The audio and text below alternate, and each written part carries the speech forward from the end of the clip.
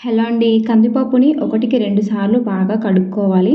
ఆ తర్వాత కందిపప్పులో ఉల్లిగడ్డ, పచ్చిమిర్చి, కరివేపాకు, కొత్తిమీర, అలాగే దోసకాయ ముక్కల పైన తొక్క తీసేసి నీట్‌గా సన్నగా ముక్కల్లాగా కట్ చేసి పెట్టుకోండి. అదేవిధంగా ఒక 2 మీడియం సైజ్ టమాటాలను కూడా కట్ చేసి పెట్టుకోండి. ఈ ముక్కలన్నింటినీ కూడా మనం ఇంతవరకి పప్పుని కడిగి పెట్టుకున్నాం కదా కుక్కర్‌లో, ఆ పప్పులోనే వేసేసి మన రుచికి సరిపడా ఉప్పుని, ఆ తర్వాత కారాన్ని కూడా మన రుచికి ఎంత అయితే మనం వేసుకుంటామో అంత వేసేయండి. ఇలా వేసిన దాన్ని కుక్కర్ మూత పెట్టేసి పప్పు 3-4 విజిల్స్ వచ్చేంత వరకు కూడా ఉడికించుకోండి. 4 విజిల్స్ వచ్చిందంటే కందిపప్పుతో పాటు మనం వేసిన కూరగాయలు కూడా చక్కగా ఉడికిపోతాయి. ఈలోపు ఒక చిన్న నిమ్మకాయంత చింతపండుని తీసుకొని వాటర్ వేసి నానబెట్టుకోండి.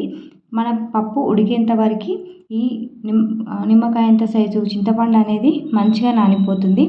పప్పు ఉడికిన తర్వాత విజిల్ నుంచి ఆవిరి మొత్తం తీసేసి కుక్కర్ మూతని ఓపెన్ చేయండి. చూడండి, పప్పు చాలా మెత్తగా ఉడికిపోయింది. మనం పప్పు గుత్తితో మళ్ళీ మెదపాల్సిన పని లేదు. ఒక్కసారిగా ఇలా స్పూన్తో ఒకసారి ఇలా అంటే సరిపోతుంది. చూసారు కదా పప్పు అనేది ఎంత మంచిగా ఉడికిపోయిందో. ఇప్పుడు ఈ పప్పుని సాల్ట్ సరిపోయిందో లేదో ఒకసారి చెక్ చేసుకోండి. ఆ తర్వాత చింతపండుని మనం నానబెట్టుకున్నాం కదండి, ఆ చింతపండు నుంచి రసం తీసి ఇదే పప్పులో వేసేసి బాగా కలుపుకోండి. ఆ తర్వాత ఈ పప్పుని పోపు పెట్టుకోవడమే. పోపు పెట్టుకోవడానికి వేరే ఒక గిన్నె తీసుకొని కొంచెం ఆయిల్ వేసి, ఆయిల్ బాగా వేడైన తర్వాత పోపుకు కావాల్సినవన్నీ వేసుకున్నాను. ఇలా వేసుకున్న తర్వాత కొంచెం పసుపు, వెల్లుల్లి రెబ్బలు అన్నీ వేసుకొని పోపు పెట్టుకున్నాను.